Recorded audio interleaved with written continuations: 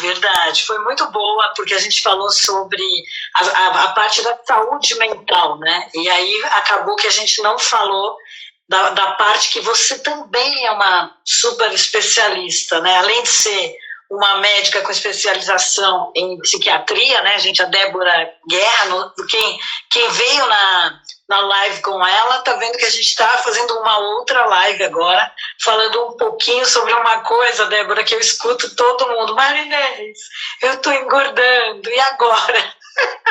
É uma coisa que está preocupando muito as pessoas que estão nesse confinamento, porque está alterando completamente o metabolismo, né? Por mais que a pessoa se cuide, reduziu muito a atividade que ela tinha, né? De locomoção, de tudo, né? Então, eu queria que vocês soubessem que hoje nós vamos falar de um tema que também faz parte da especialização da Débora Guerra, falando agora do Rio de Janeiro.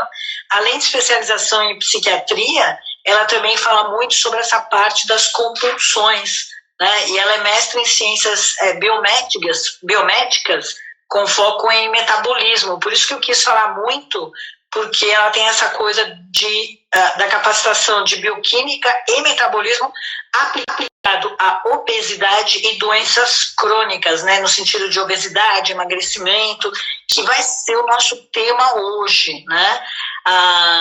Eu fiz assim um roteiro para falar aqui com a Débora, mas antes ela até me alertou e eu achei bem pertinente. O fato de você ser obeso, pertencer ao grupo de risco, ter mais de 60 anos, que faz parte do grupo de risco, ou tá gordinho ou sedentário, não significa que você vai ter coronavírus, certo? Porque, afinal de contas, você está tomando todos os cuidados, né? Com máscara, com álcool gel. Então, eu quero deixar bem claro aqui que a gente vai falar, né, que existe o risco, sim, né, de pessoas com baixa imunidade. E essa baixa imunidade, normalmente, são essas pessoas que ou são sedentárias ou têm algum outro problema, mas também não significa que elas vão pegar, tá? É isso que eu falei certinho, Débora? É porque a gente estava discutindo um pouco, né, do que a gente ia abordar. E aí tinha uma questão que você estava perguntando sobre se a obesidade era um dos fatores que facilitava o contágio. Claro que depois eu vou explicar que a obesidade por si só pode gerar baixa de imunidade, mas acho que seria mais interessante a gente focar que a partir do momento que a pessoa se cuida, né, de realmente ter um isolamento social, usar máscara, qualquer pessoa está suscetível, independente da questão da obesidade ou não. Aí, a partir daí, pode se aprofundar mais na obesidade, mas a obesidade por si só não gera a facilitação do contágio. Eu acho que o contágio é mais o cuidado que cada um tem que ter, independente de ser grupo de risco ou não. A pergunta que não quer calar, né? Tá todo mundo aí falando, estou engordando, eu não sei o que acontece, eu tô comendo a mesma coisa.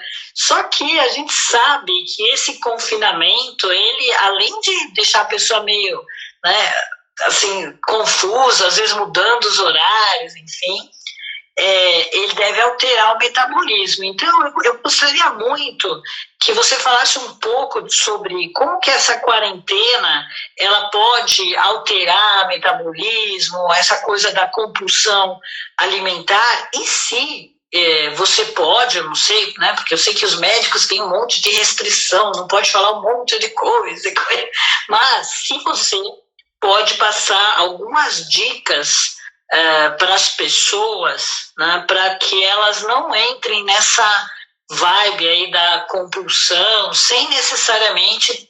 Claro que o ideal seria consultar um especialista como você, mas para ninguém ficar achando que a gente está fazendo a live por causa disso, né, se você podia dar algumas dicas aí. Então a palavra é sua. As pessoas têm falado muito da questão do álcool, né, principalmente da comida. Era uma coisa que já bem no início do isolamento social Eu via tanto pacientes quanto pessoas próximas falando sobre isso. Mas é importante diferenciar, eu sempre acho assim, um conceito, porque episódios compulsivos é uma coisa, transtorno alimentar, compulsão alimentar é outra coisa. Então, compulsão alimentar por si só é um transtorno alimentar, parecido com a bulimia, a anorexia, é um transtorno. Episódios compulsivos não necessariamente quer dizer que você tem um transtorno alimentar. Então, por exemplo, pessoas que estão mais ansiosas, como desde o início já gerou aquela ansiedade, né? Porque a gente não sabia como seria, e a gente já sabia como estava acontecendo na China e na Europa, já gerou uma ansiedade inicial. Então, é comum, quando estamos mais ansiosos, a gente ter episódios de compulsão alimentar. E aí, para diferenciar e para quem está ouvindo entender, o transtorno alimentar, ele é muito mais do que só um episódio. A pessoa tem vários momentos de comer grande quantidade de comida e chega a momentos de comer 10.000 calorias em um dia só. 10.000 calorias responderia mais ou menos uma semana. Então, não é pegar um bis e comer ele inteiro. Isso seria talvez um episódio compulsivo, se você fez isso num dia. Que alívio! Compulsão alimentar é algo... Claro que eu estou falando de um extremo, mas o extremo para vocês entenderem o que é exatamente. Então, chega às vezes 10.000 calorias. Tem pessoas que comem comida congelada, tem pessoas que comem comida do lixo. A pessoa percebe uma perda total de controle. Então, é muito parecido com alcoolismo. A pessoa diz que vai comer só um pedaço de bolo, mas aí daqui a pouco ela vai comendo cada vez mais outras coisas. Então, não é algo só específico de um bis naquele dia. Ela vai ter vendo vários episódios compulsivos naquele mesmo dia, ao longo do dia. E geralmente são pessoas obesas, porque ela comeu uma quantidade de caloria tão grande que ela não vai ser sobrepeso e nem magra. Então, se geralmente a gente só tem alguns episódios, não necessariamente você vai ser obeso. Você pode, às vezes, estar acima do peso, porque episódios compulsivos ao longo da semana, né, isso acaba gerando um sobrepeso. Mas, geralmente, transtorno compulsivo alimentar, a pessoa é obesa. E aí, explicando por que acontece, então, os episódios compulsivos, que eu acho que é o que mais está acontecendo no momento, né? Porque um transtorno compulsivo alimentar é algo mais raro. E não é algo que acontece de uma vez só. É um transtorno, é um processo. Mas o episódio compulsivo pode acontecer nesse momento, sim, que a gente está vivendo.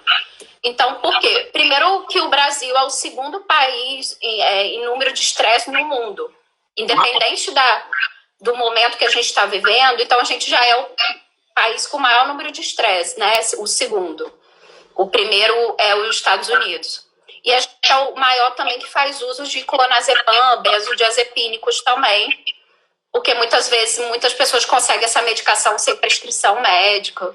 Esses remédios são antidepressivos, é isso? Os benzos são clonazepam, Rivotril, que são medicações para ansiedade, mas que geram dependência. Então, o Brasil, independente do momento que a gente está vivendo, já é um país com alto nível de estresse. Então, o estresse já gera uma ansiedade.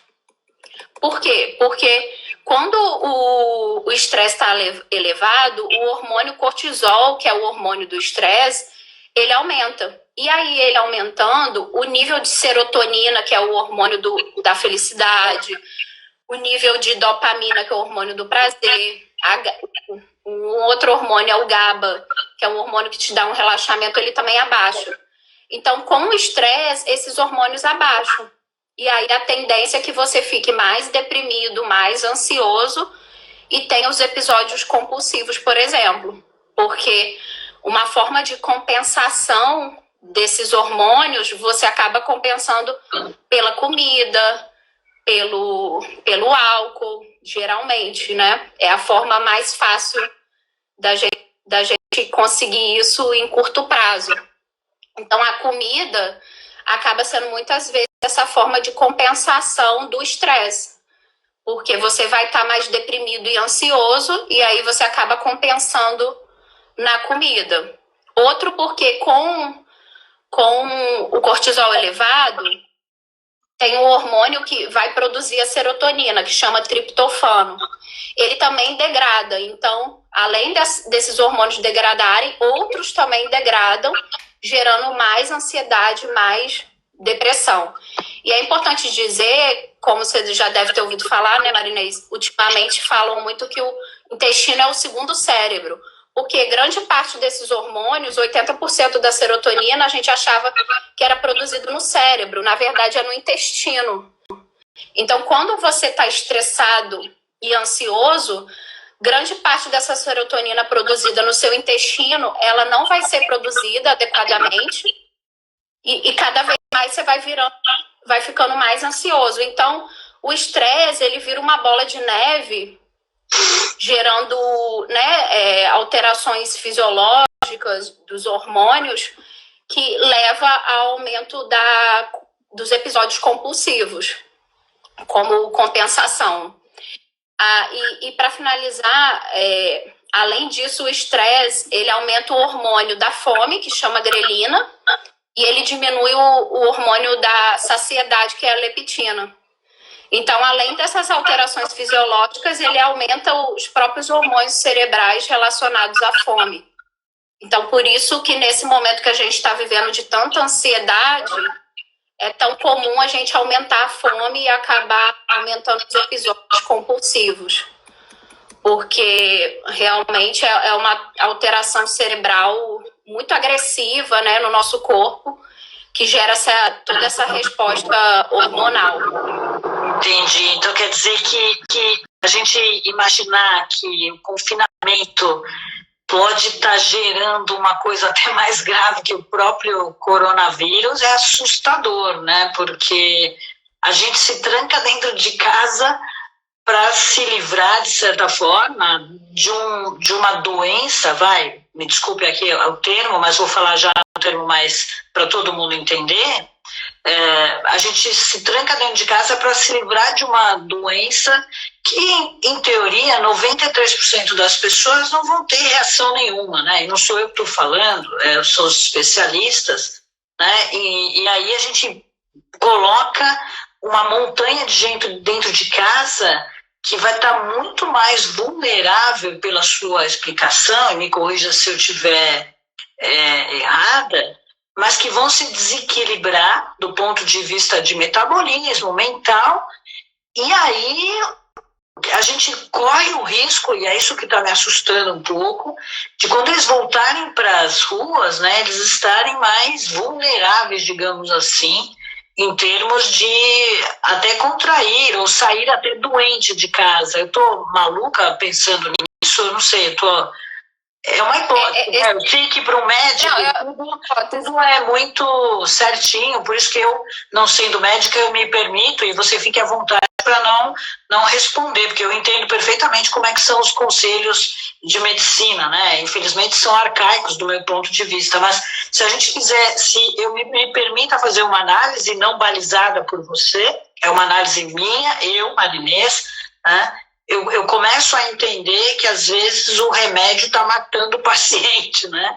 E eu discuto muito com os médicos sobre isso, sempre vou discutir como uma pessoa da área de prevenção e da área de bem-estar, e sei que você é uma grande adepta, né, da saúde, até o seu marido é da área de prevenção e bem-estar, é um profissional de saúde na área de atividade física, enfim. Então, me permita fazer essa observação, até para gerar uma reflexão, não aqui com você, talvez, mas às vezes o remédio mata o paciente, né? E eu discuto com os meus médicos e falo, não vou tomar esse remédio porque os efeitos colaterais são piores do que o meu colesterol, por exemplo. Não está comprovado e coisa e tal. E eu começo a observar isso, quer dizer, as pessoas elas estão engordar, às vezes não é só o engordar, né? Mas é a sua autoimagem, né? São coisas que aí sim é da sua área de competência. É a autoimagem, é a pessoa ficar ansiosa, ela não gostar do que ela está vendo no espelho, é a roupa que não serve mais, é a dor no corpo por ficar confinado, é a falta de liberdade, enfim. E com a sua explicação agora eu fiquei mais assustada ainda, quer dizer, o perigo ele é muito maior do que eu estou imaginando, né? Quer dizer, não é, Marinês, olha, não é só uma compulsão, ou melhor, você falou um transtorno, não é um transtorno, desculpa, alimentar, é uma coisa... Desculpa, tá? Um episódio Ah, sim, é um episódio... compulsivo, né? É um episódio compulsivo. Então, eu imagino que todas as pessoas que estão aqui nos ouvindo podem estar passando por episódios compulsivos em função dessa tristeza de estar em casa ou de ver as pessoas perderem emprego e tudo o que está acontecendo e elas se sentirem impotentes, né? Então é uma conclusão aqui minha, tá, gente? Quero deixar claro que a doutora não tem absolutamente nada a ver com o que eu acabo de concluir, né? De que o remédio pode, às vezes, matar o paciente, né? Bom... Sim, mas o que você está falando é interessante. Na verdade, o que a gente está vivendo no Brasil e no mundo é tudo muito novo, né? Por isso que eu concordo quando alguns ministros e políticos falam que essa decisão desse momento tem que ser uma decisão do ministro da Saúde com o ministro da Economia e com outros ministros, porque não é uma decisão só de saúde. Tem uma pesquisa, acho que foi lá no início na China, né, com o coronavírus, e mostrou que quanto mais tempo as pessoas estavam em casa, quanto mais tempo de isolamento, geravam consequências emocionais muito graves. Então, o ideal, se você está perguntando, o ideal é que a gente fique menos tempo em casa, o menos possível, mas esse limite é muito difícil, porque ao mesmo tempo, voltar, Marinês, o que eu estou falando do estresse não é só o estresse dentro de casa, não. A pandemia por si só e o medo de pegar o vírus, mesmo que eu volte a trabalhar, gera um estresse. Então, estar em casa talvez seja pior, porque tem pesquisas que mostram que o confinamento por longo tempo geram traumas emocionais graves e talvez para o resto da vida. Principalmente algumas pessoas que têm já doenças psiquiátricas na família ou propensão a isso. Mas também voltar não é tão fácil assim. Eu tenho próximas da minha família, eu vim no aeroporto, né, de Fortaleza para cá, para o Rio, e foi um estresse danado, assim. Eu só fiquei praticamente, vamos dizer, 5, 6 horas nessa coisa aeroporto, vim para cá. Imagina voltar, o dia que tiver que voltar, o estresse que não vai ser. Ai, meu Deus, estou no transporte público, ai, meu Deus, tem que passar álcool gel, será que eu passei? Então, assim, só para deixar claro que o estresse que eu estou falando não é só do confinamento. Claro que o confinamento por si só vão gerar traumas muito graves, mas o estresse em geral, da própria pandemia e da própria situação que o mundo está vivendo. Então, eu acho que se for para decidir, deveria ser uma decisão na hora de voltar da economia, da saúde, uma decisão em conjunto, né? Porque a questão que a gente está vivendo é uma questão não só de saúde, também econômica, né? E de segurança. Já tem cidades como Fortaleza que já estão bastante seguras, aumentou o índice, né, de morte, o índice de violência doméstica. Então, eu acho que é uma decisão que tem que ser tomada em conjunto. Como você falou, assim como o remédio, eu acho que tem que ser sempre ponderado, porque a medicação, a gente até brinca, um remédio ele pode ser bom ou ruim, ele pode ser um veneno ou não, dependendo da dose. Então, tem que ser uma decisão tomada junto com o paciente e com o médico de chegar os prós e contras daquela decisão. Então, acho que é a mesma situação que a gente está vivendo. Voltar, vão ter coisas boas e vão ter coisas ruins. Ficar também vão ter. Eu acho que é só decidir no momento certo, na hora certa e como fazer. Mas tudo na vida tem pontos positivos e negativos mesmo. E também tem uma coisa que eu observo que é assim, as pessoas vão ter que voltar, né? Todo mundo vai ter que sair de casa, né? Como já saímos quando teve a SARS, como já saímos quando teve o H1N1 e N outras pandemias. O que eu observo é que as pessoas estão mais educadas, né? Claro que não é todo mundo, mas quando você já sai, isso é uma coisa que quando o Michael Jackson usava máscara, né? Todo mundo ria dele e tal, quando ele ia para o meio do público, né? Mas isso é uma coisa que eu, morando aqui em São Paulo, sempre me preocupei, né? Eu sempre andei com álcool gel, mas eu tinha vergonha de usar máscara, eu confesso, né? Porque vai falar, pô, essa daí é maluca, né? Mas em muitos ambientes, às vezes quando a gente está dentro do metrô, dentro do táxi, né? Ou dentro do Uber, o motorista espirrando, eu ficava em pânico, né? O ar-condicionado. E, de certa forma, eu vejo que as pessoas se educaram, né? Até para isso, eu me sinto confortável agora de sair com a máscara e sem problema, né? É uma coisa assim que não fica todo mundo me olhando, será que ela está com algum problema? Será que ela é isso, que é aquilo? Então eu vejo que talvez, e aí é uma inferência mesmo, talvez, né, a gente se educou melhor e fique isso como um legado, né? De, poxa, eu estou com gripe, não vou contaminar as pessoas, não vou ficar espirrando na cara de todo mundo, e ter um pouquinho mais de asepsia, né? Até, desculpe, eu sei que tem alguns médicos aqui, mas a infecção hospitalar é ocasionada por médicos que não tomam, médicos não, mas toda a equipe que não tomam os devidos cuidados de higiene, né? Tanto que as pessoas brincam, às vezes falam assim, pô, o médico é o que menos, médicos, enfermeiros, enfim, os profissionais de saúde são os que menos higienizam as mãos. Então, eu acho que isso não sou eu falando, tá?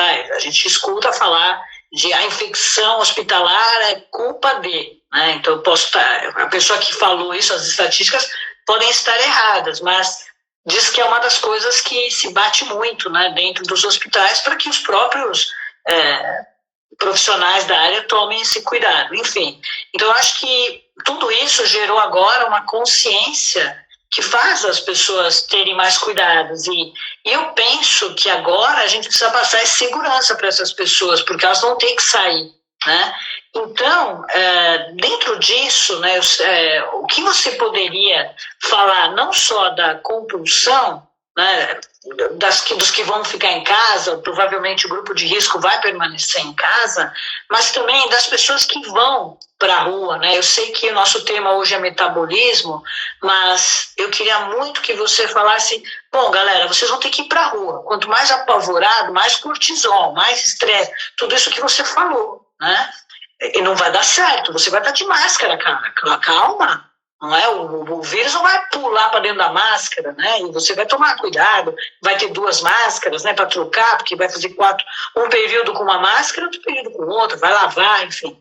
Mas além dessas dicas de higiene, quais as dicas mesmo da sua área para que ele mantenha essa sanidade mental e não fique tão estressado, e também em relação à compulsão alimentar, né?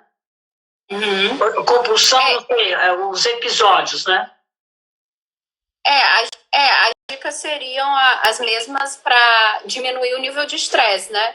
Então, o que serve tanto para a ansiedade quanto o estresse vai servir para a questão dos episódios compulsivos, ou para quem tem transtorno compulsivo, porque quem tem, provavelmente nesse período está pior, né? O quadro de transtorno alimentar. Então, seria pensando em maior qualidade de vida, que nesse momento a qualidade de vida nossa está um pouco restrita.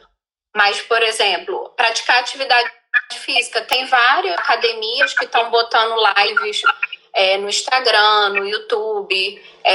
Tem como fazer, né? Eu mesmo faço em casa. Eu não consigo fazer todo dia, que era uma coisa que eu ia à academia 5 vezes na semana. Mas eu consigo 2, 3 vezes. É até importante deixar claro que é fazer o que é possível, né? Porque eu sei que já tem cobrança, principalmente nós mulheres, né, em geral, tem essas questões com as tarefas domésticas. Então, por isso que eu não tenho conseguido fazer todos os dias. Mas fazer o que é possível, 2, 3 vezes na semana. Tem pessoas que já têm um personal. Então, o personal, eu vi várias pessoas tendo lives pro WhatsApp ou por outras formas. Então, vai conseguir fazer o exercício físico.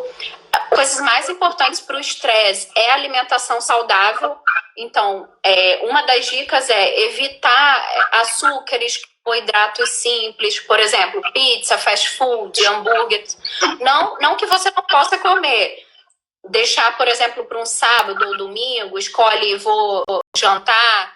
Eu não estou falando de nada restritivo, mas é bom evitar comer isso tudo todos os dias, porque carboidratos simples geram compulsão. Os episódios compulsivos, geralmente, não é com fruta, não é com suco. Geralmente é com pizza, chocolate, doces, açúcar, sorvetes. Então, é bom nem ter. É aquela coisa que a pessoa come e aí acabou de comer, dá vontade de comer mais. É isso. É tipo droga, é parecido com uma droga. Então, tem pesquisas que relacionam o açúcar, ele é tão viciante ou mais do que a própria cocaína.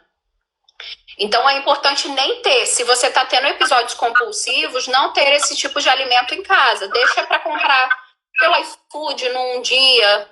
É importante não ter, porque quanto mais acesso você tem num momento de ansiedade, de estresse, você vai atacar aquilo. E você provavelmente não vai ficar só com uma bola de sorvete, você vai querer tomar o pote inteiro. Então, uma das coisas que a gente até fala em grupo de 12 passos, né, para alcoólicos anônimos, narcóticos, é evitar pessoas, lugares e hábitos. Então, evitar certos hábitos, porque isso vai fazer com que você não tenha aquele alimento, por exemplo, ou aquilo, né, que te gera compulsão, e vai vir à vontade e simplesmente vai passar porque você nem tem.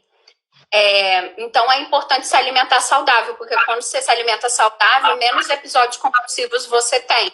Porque os alimentos têm carboidrato, têm açúcar. O problema do açúcar, ele não é exatamente um vilão. O problema do açúcar são os açúcares industrializados, né? Os carboidratos simples. Mas o que tem na fruta e nos legumes são carboidratos bons. Organização da rotina, porque, por exemplo, quando você não come bem, aumenta o cortisol também. Então, todo aquele sistema que eu estava explicando, de aumento de cortisol, levando a aumento de depressão, ansiedade e episódios compulsivos, se você não dorme bem, vai aumentar o seu cortisol. E é muito comum quem tem insônia ter episódios compulsivos noturnos, porque ele não dorme bem, ele está acordado.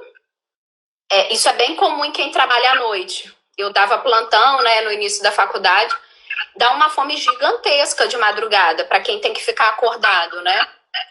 Então, geralmente, você pode ver que quem trabalha à noite em sistema de plantão é acima do peso. Por isso, porque aqueles níveis de aumento de fome e de saciedade diminui. Então, você vai sentir fome. Até porque o corpo foi feito para dormir à noite, não para estar acordado. Então, vai te gerar episódios compulsivos e principalmente de carboidrato e açúcares à noite. Ninguém vai querer, geralmente, à noite comer um prato de sopa, uma coisa assim. Geralmente vai dar vontade de comer esse tipo de alimento. E aí, para completar, seria esse momento que a gente está vivendo. Ter os momentos também de lazer, assistir um filme, também gera hormônios, né? Isso faz liberar os hormônios. Desde que seja um filme legal, não esse filme de horror, de zumbi, de contágio. Assim, pode até ser. Tem gente que gosta, né? Tinha uma até perguntando se ela podia continuar assistindo aquelas séries de tipo CSI.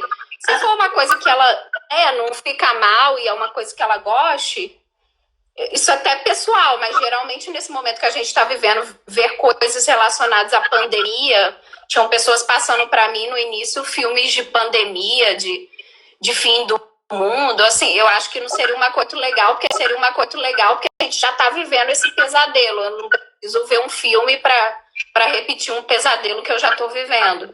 Mas, tirando isso, eu acho que se você fica bem com aquele determinado filme, então ter momentos de prazer. O exercício físico também libera esses hormônios, serotonina, dopamina, de forma natural. Se conectar com seus amigos, porque realmente a gente brasileiro, né, Eu, principalmente, assim, estar perto das pessoas e não poder abraçar, não poder beijar, isso também libera hormônios da felicidade. Um deles é a ocitocina, então faz a gente se sentir mais feliz. Então, não estar podendo estar com as pessoas é difícil, mas de alguma forma você pode se conectar. E, para finalizar, a espiritualidade. A espiritualidade, para mim, talvez seja um dos pilares mais importantes, porque eu até falo com meus pacientes, nesse momento que a gente está, o médico não consegue dar resposta, o político também não consegue, a economia não consegue. Ninguém consegue resposta, mas eu acho que quando você tem fé e você acredita em alguma coisa independente da sua religião, é isso que vai sustentar a gente, é isso que talvez vai diminuir o nível de estresse, de ansiedade e de episódios compulsivos. Sinceramente, nesse momento, nada é certo, mas se você tiver fé e esperança ou positividade, eu acho que é a única coisa que resta. Excelente, muito bom, gostei muito. Acho que as pessoas estão curtindo muito. Quem está curtindo, clica aí nos coraçõezinhos. Uma das coisas também que eu vi agora é que a obesidade, né, numa das pesquisas aí, tem sido um dos fatores, porque eles não estavam entendendo nessas pesquisas por que jovens estavam sendo acometidos de coronavírus, já que eles não são do grupo de risco. Então, os médicos olharam aquilo e falaram assim, não faz sentido o jovem estar com coronavírus, já que isso está afetando pessoas mais velhas, ou que já... isso, na realidade, os médicos ficaram espantados por que os jovens estavam contraindo coronavírus, já que até teve mortes, né? Acho que uma morte, e eles não entendiam por quê. Aí eles foram ver e a causa era a obesidade. Então, eu não sei se você gostaria de falar alguma coisa sobre isso, né? Isso é bem importante, assim, a questão até da obesidade, eu sempre gosto de deixar claro que a obesidade que eu estou falando aqui é no sentido de saúde, né? Porque podem ter pessoas magras que não estão saudáveis, assim como pode ter pessoas sobrepeso saudáveis. Isso não é mandatório, né? A questão de obesidade por si só é uma doença crônica, multifatorial e é uma doença inflamatória. Então, por si só, a gente consegue perceber que não é uma questão estética, né? É uma questão de doença. E por ser inflamatória, ela gera vários problemas físicos, por exemplo, hipertensão, diabetes, colesterol alto, problemas pulmonares e até tumores. Então, quem é obeso tem mais propensão a câncer. E por ser uma doença inflamatória, ela diminui a questão da nossa imunidade. Então, está totalmente relacionado à inflamação. Quanto mais inflamada uma pessoa, menos ela responde a uma doença. Então, ela tem uma baixa de imunidade. Então, por isso que a questão da obesidade foi algo que tem sinalizado nesse momento. Porque os obesos, eles têm um aumento das células de gordura. E a gordura impede o oxigênio passar no sangue. Então, pode ser um dos fatores que pessoas que estão com coronavírus já têm dificuldade do próprio oxigênio passar no sangue. Então, elas vão ter mais propensão a síndrome respiratória aguda. Além disso, como eu disse, a própria obesidade gera inflamação, então diminui a resposta imune do nosso corpo. Um dos estudos também, porque isso tudo é muito recente, avaliou que tem alguns hormônios na obesidade que estão aumentados, e esses hormônios geram mais inflamação ainda. Então, a obesidade vai gerando inflamação atrás de inflamação. E quanto mais inflamado, mais você não responde àquela doença. No caso do coronavírus, no Reino Unido, eles fizeram uma avaliação no Centro de Cuidados Intensivos e percebeu que de 7 em cada 10 pacientes graves eram sobrepesos ou obesos. E que estavam em UTI, 71% estavam acima do peso, sendo que no Reino Unido o número de obesos e sobrepeso é 64%. Ou seja, o número de pessoas que estavam no UTI é maior do que, na verdade, o número de obesos daquela população. Então, o que mostra é que o coronavírus em pacientes obesos torna a doença mais grave. Então, se você for obeso, pode ser a chance maior de gravidade da doença e, portanto, acabar tendo que ir para um CT com UTI, por exemplo. Então, no Brasil, o número é bem alto. 56% das pessoas estão acima do peso e 20% são obesas. Então, se por exemplo, no Reino Unido o número é muito menor, né, de obesos, aqui no Brasil ficar com certo cuidado em relação a isso, porque o nosso número de obesos tá se imitando os Estados Unidos, assim, porque a gente tem um estilo de vida muito parecido. Tudo que come lá e tudo que tem lá a gente quer ter, né? Tanto de roupas, estilo de vida e comida. Então, o nosso estilo de vida é muito parecido com de um americano do que talvez do Reino Unido. E aqui no Brasil, né, como as pesquisas são um pouco mais demoradas, eles só conseguiram perceber, ainda não tem dados comprovados, que tem uma relação de obesos e jovens no Brasil. Então, os jovens no Brasil que têm tido gravidade ou têm morrido, tem uma relação com esse aumento de peso. Eles ainda não conseguem associar qual é o fator, mas tem uma relação. E para finalizar, em 2009, a OMS já fez uma pesquisa com o SARS, e aí percebeu que quem era obeso tinha maior gravidade da doença. Então, é possível que no coronavírus seja da mesma forma. Tudo ainda é muito recente, né, as pesquisas, mas como eu disse, se a própria obesidade é uma doença inflamatória e gera baixa de imunidade e dificuldade do oxigênio passar, né, sangue, provavelmente é isso que deve estar gerando a gravidade do próprio coronavírus. Ok, excelente alerta aí, né, para as pessoas se cuidarem e não chegar nesse ponto, né, de, como está dizendo aqui o Alex também, né, de não ter muita gordura, né, um tecido adiposo aí que realmente vai comprometer.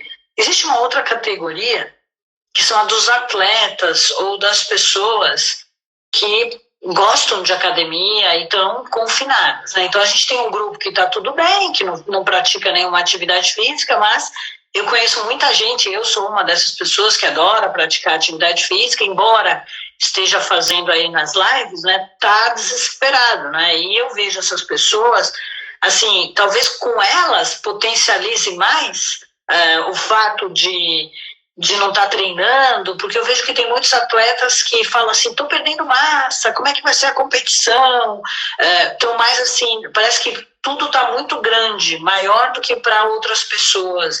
Isso tem alguma orientação que você possa fazer para os atletas ou para os praticantes assíduos de academia? Como é que eles vão enfrentar isso de não engordar, ou dos episódios de compulsão, ou perda de massa, ou a cabeça, enfim? Como o meu marido, né, já trabalhou como educador físico e com vôlei, né, treinador físico, eu tenho muito contato com atletas do vôlei de praia, da seleção brasileira, e também atletas de quadra. Então, eu ouço bastante no dia a dia deles, principalmente nessa quarentena, e foi uma das coisas que me preocupou. E os atletas, né? Porque o ritmo de treino deles é muito pesado e a cobrança sobre eles é muito maior, né? Porque eles têm isso como um trabalho, né? Não é uma questão nem estética e nem de saúde, né? É uma questão de trabalho mesmo. E aí eu tenho conversado com alguns treinadores, né? Porque às vezes o Adriano participa de algumas lives e eles têm falado que os atletas no primeiro momento estavam desesperados, frustrados, ansiosos, porque tinham atletas que eu acho que em julho, mais ou menos, iam para o Japão, né? Duas atletas que eu até conheço, assim, de proximidade lá em Fortaleza que iam para as Olimpíadas no Japão. Então, imaginam pessoas que estavam treinando aí 1 ano ou mais de 1 ano com toda a preparação física, psicológica e de repente para tudo, né? Então, muitos deles estavam e estão frustrados, desesperados, até porque não só pela questão dos jogos e da frustração pessoal, mas também porque alguns no Brasil dependem financeiramente desses jogos, não só de Olimpíadas e internacionais, mas também dos nacionais. Então, cada medalha que eles ganham, né, troféu ali, eles ganham um valor. Então, o imagino deles também financeiro, né, de não poder estar tendo um salário, um sustento. Mas é importante dizer, até os treinadores têm falado disso, que isso tem sido muito pessoal. Porque tem pessoas, tem atletas que às vezes têm um segundo emprego, então eles conseguem se manter com algum salário, conseguem ter algum treinamento físico online, por exemplo. Já tem atletas que têm também centro de treinamento particular, então eles conseguem de alguma forma ter um treino ali, mesmo que individual. Mas eu acho que uma dica, que você estava perguntando da dica, que eu daria tanto para atletas quanto pessoas que são praticantes de atividade física, que o momento agora, sinceramente, é tentar não ganhar peso, porque estamos mais parados. Então, a nossa taxa metabólica basal, a nossa perda, né, de energia, de calorias, vai ser menor, porque por mais que você tente fazer atividade física, né, Marina, e você falou isso no início, não é a mesma coisa de pegar um peso na academia, nem fazer uma aula de spinning.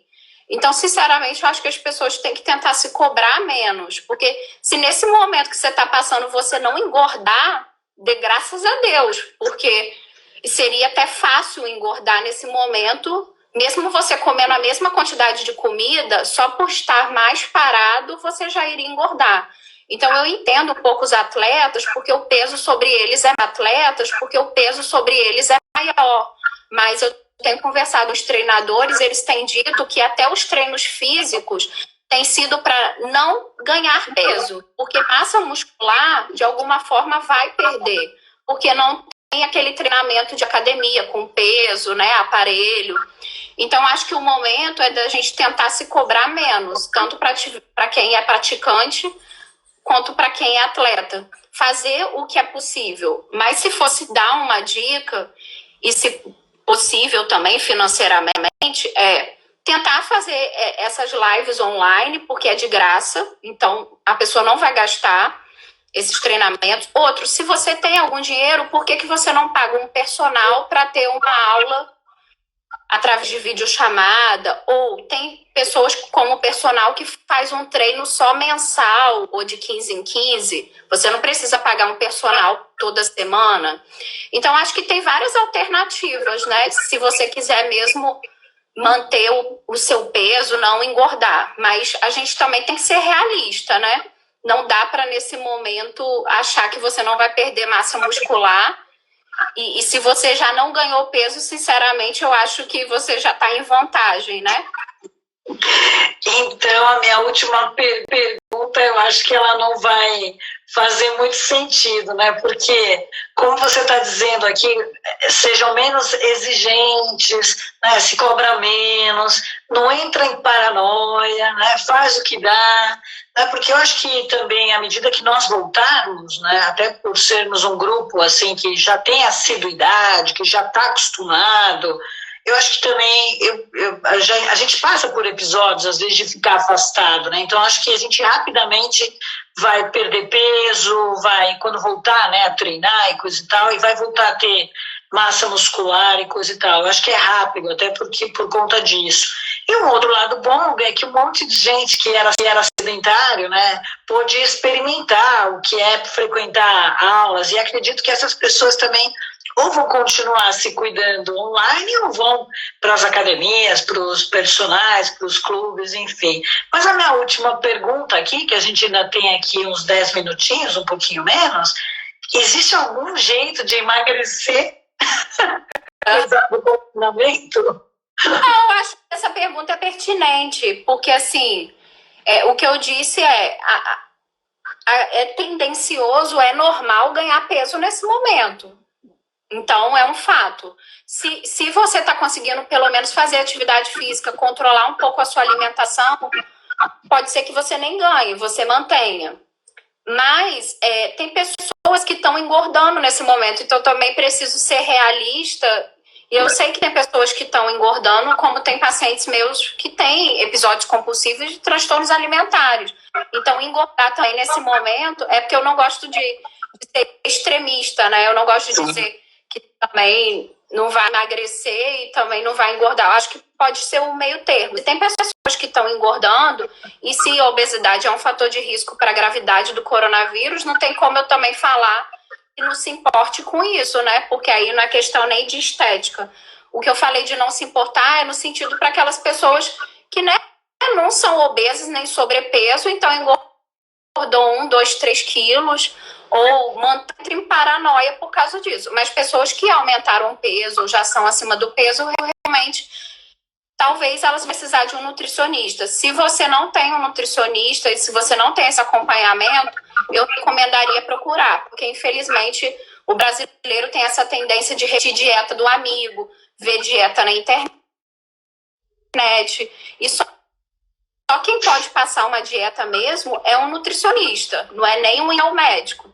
Então, se alguém está precisando nesse momento emagrecer ou quer procurar um nutricionista, mas outra dica seria, não faça uma dieta restritiva, não faça essas dietas aí da sopa, dieta que fica não sei quantas horas sem comer, até porque essas dietas restritivas e de baixa caloria vão gerar imunidade. Então, o que menos a gente quer nesse momento é você diminuir sua imunidade.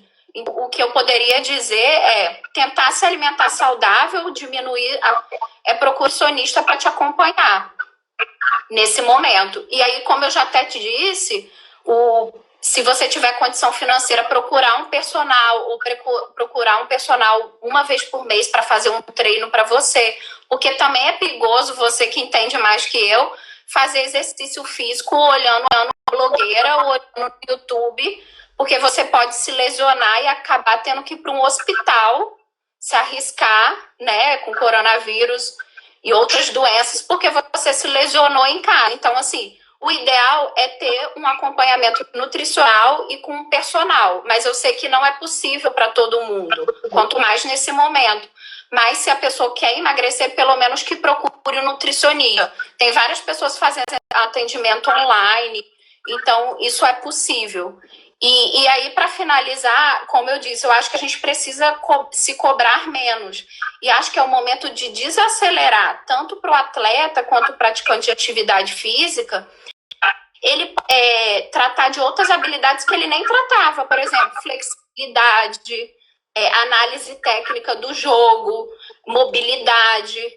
A gente que é praticante, né? Eu posso trabalhar outras coisas como meditação, yoga.